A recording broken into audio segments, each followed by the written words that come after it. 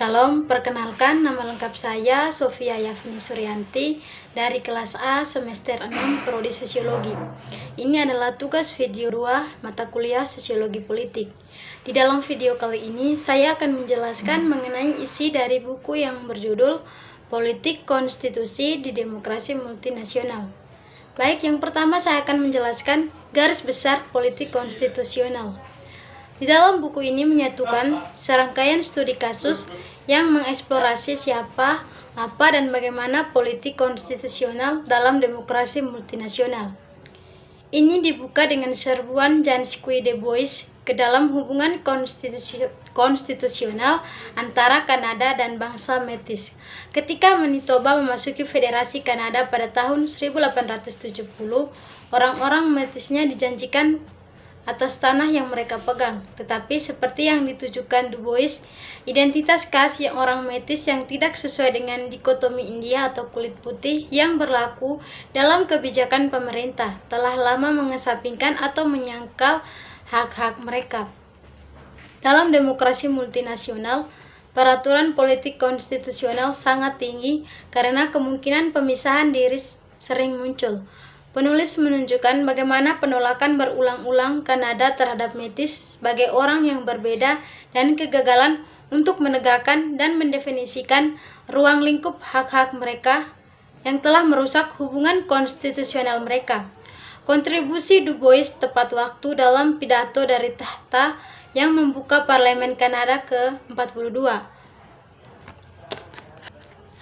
Untuk memahami dorongan untuk proses pembaruan ini, perlu untuk memeriksa siapa yang membentuk orang-orang unik ini dengan aspirasi untuk pemerintahan sendiri dan apa yang sejauh ini mendefinisikan hubungan konstitusional. Pada akhirnya, pertimbangan ini membawa kita untuk berpikir tentang bagaimana hubungan antara Métis dengan negara bagian Kanada. Pertanyaan untuk mengakomodasi pemerintahan sendiri dalam Federasi Kanada telah lama menimbulkan perdebatan tentang status konstitusional dan aspirasi politik. Pada bagian ini, mereka mengajak kita untuk mengeksplorasi dampak rujukan pemisahan diri pada politik konstitusional, apapun hasilnya, dan juga untuk memikirkan jenis jalan untuk perubahan konstitusional, kelembagaan, dan politik apa yang mereka wakili. Studi kasus mereka mengarahkan Rosser dan Kasnas Adam untuk menyarankan bahwa politik konstitusional dalam konteks referendum pemisahan diri dibatasi oleh angka harapan dan ancaman, di mana harapan perubahan yang dipromosikan oleh para pendukung kemerdekaan ditetapkan melawan ancaman dari berbagai hasil mengerikan yang dikeluarkan Partai Nasional Skotlandia, yang telah menjadi pendorong utama klaim pemerintahan sendiri Skotlandia dan pencariannya baru-baru ini untuk kemerdekaan melalui referendum. Kemudian hubungan konstitusional Kanada dengan bangsa Métis. Pada tahun 1870, Kanada mencapai kesepakatan dengan orang-orang di utara di mana kepatuhan timbal balik dalam komunitas politik bersama. Berdasarkan teori akomodasi elit Lichbard, saya berpendapat bahwa hubungan konstitusional antara Kanada dan Métis didasarkan pada janji hak yang disepakati antara Métis dan para pemimpin Kanada selama momen-momen penting pergolakan politik, sebuah janji yang tetap tidak terpenuhi. Untuk melindungi tanah dan hak politik dengan imbalan masuknya wilayah mereka secara damai sebagai provinsi baru terlepas dari kesepakatan ini, Kanada mengirim pasukan untuk mengambil alih wilayah itu melalui kekuatan militer. Tentara Métis akhirnya dikalahkan oleh pasukan Kanada pada tahun 1885. Setelah kekalahan militer rakyatnya, Riel menyerah untuk diadili atas pengkhianatan tingkat tinggi terhadap negara Kanada, sebuah kejahatan yang membuatnya dinyatakan bersalah dan dijatuhi hukuman gantung dengan kematian pemimpin mereka dan pengambil alihan militer atas tanah mereka. Métis secara politik dan ekonomi terpinggirkan dan sebagian besar menjadi tidak terlihat dalam langkah konstitusional Kanada. Kemudian, menanggapi referendum pemisahan konstitusional dan kuasi konstitusional perubahan di Skotlandia. Di sini tujuannya adalah untuk membandingkan reformasi yang diusulkan oleh pemerintah Inggris dan Kanada baik selama dan setelah referendum Quebec dan Skotlandia. Bagaimana ini dilakukan dan lebih khusus untuk menunjukkan dan menjelaskan perbedaan dan persamaan di antara mereka. Jadi, dengan menggunakan tipologi yang disajikan dalam pengantar buku ini, berfokus pada bagaimana dinamika politik secara mendalam diubah oleh referendum pemisahan diri hanya karena masalahnya adalah tentang masa depan konstitusional negara yang dibentuk dan masa depan nasional. Minoritas yang berusaha membebaskan diri dari pengawasan yang dilakukan oleh rezim politik yang ada. Dalam konteks ini, wacana politik mobilisasi argumen yang menarik baik akal sehat maupun emosi dan yang secara bergantian memunculkan ancaman dan harapan, membuka peluang baru untuk mengubah posisi unit nasional sub negara bagian dalam kerangka konstitusional. Analisis reformasi yang diusulkan ini dan implementasinya akan memungkinkan kita untuk merefleksikan secara lebih umum tentang peran referendum yang gagal, tentang pemisahan diri dalam memberikan perubahan konstitusional dalam demokrasi multinasional, sehingga berkontribusi pada literatur yang sudah kaya di bidang ini. Dalam bab ini disusun dalam 3 bagian. Bagian pertama secara singkat menyajikan beberapa pertimbangan teoritis umum yang berhubungan dengan tantangan konstitusional yang ditimbulkan oleh inisiatif otonomis atau separatis yang mencari perubahan konstitusional yang signifikan.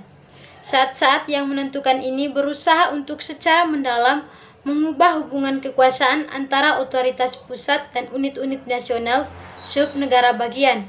Mereka mewakili titik balik yang memunculkan rencana dan retorika yang biasanya tidak diungkapkan warga dalam politik sehari-hari atau bahkan selama kampanye pemilu biasa. Yang dipertaruhkan adalah masa depan institusi politik yang ada. Bagian kedua dan ketiga menganalisis referendum yang diadakan masing-masing di Skotlandia dan Quebec.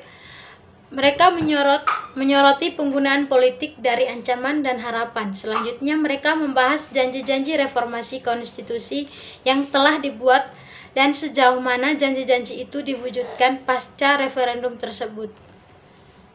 Kasus-kasus referendum pemisahan diri yang diadakan di Skotlandia pada tahun 2014 dan kasus-kasus yang diadakan di Quebec pada tahun 1980 dan 1995 menghadirkan kesamaan yang mencolok dari perspektif aspek yang dipertimbangkan dan mengkonfirmasi argumen yang diajukan dalam makalah ini.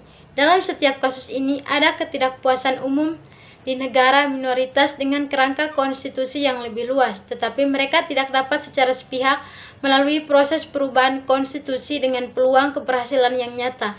Diselenggarakannya referendum pemisahan diri kemudian mengubah konteks dan asimetri kekuasaan antara negara minoritas dan negara mayoritas serta membuka kemungkinan reformasi yang tidak mungkin terjadi. Sebelumnya, dalam hal ini lagi-lagi dalam setiap kasus adalah hasil dari mobilisasi angka 2 ancaman dan harapan oleh kedua belah pihak dalam debat dan negosiasi selama proses referendum. Pada saat yang sama, dan karena ancaman serius yang ditimbulkan oleh referendum terhadap tatanan konstitusional, hal itu juga akan cenderung mengarah pada reformasi atau pendekatan konstitusional yang lebih luas yang diarahkan pada penguatan posisi otoritas pusat dan oleh karena itu memperkuat yang sudah ada. Asimetri kekuasaan dalam sistem akibatnya reformasi konstitusi yang mengikuti referendum pemisahan diri bisa menjadi pedang bermata dua bagi negara minoritas yang terlibat. Yang jelas secara keseluruhan adalah bahwa referendum pemisahan diri akan berdampak signifikan pada tatanan konstitusional yang ada, memicu proses perubahan konstitusi yang berbeda dan terkadang bertentangan yang tidak boleh diremehkan. Dalam ketiga referendum yang dianalisis, warga negara minoritas berpose dengan opsi untuk memisahkan diri, memberikan suara menentangnya meskipun dengan selisih yang kecil. Tetapi tidak dapat dikatakan bahwa ancaman atau ketakutan atas harapan karena dalam setiap kasus otoritas pusat telah berjanji untuk reformasi lebih lanjut untuk meningkatkan posisi negara minoritas dalam kerangka konstitusional yang lebih luas jika mereka memilih untuk tetap dalam serikat pekerja. Namun dalam ketiga kasus juga jelas bahwa konteks dan asimetri kekuasaan antara kelompok berubah lagi setelah kemenangan suara dan setelah melemahnya secara signifikan dari ancaman pemisahan diri. Hal ini pada gilirannya mempengaruhi pelaksanaan reformasi yang dijanjikan dan membuka kemungkinan reformasi lebih lanjut yang akan memperkuat posisi otoritas pusat dan membatasi kemungkinan referendum pemisahan lebih lanjut di masa depan. Baik, sekian saja pemaparan isi buku dari video kali ini. Semoga bermanfaat. Sekian dan terima kasih.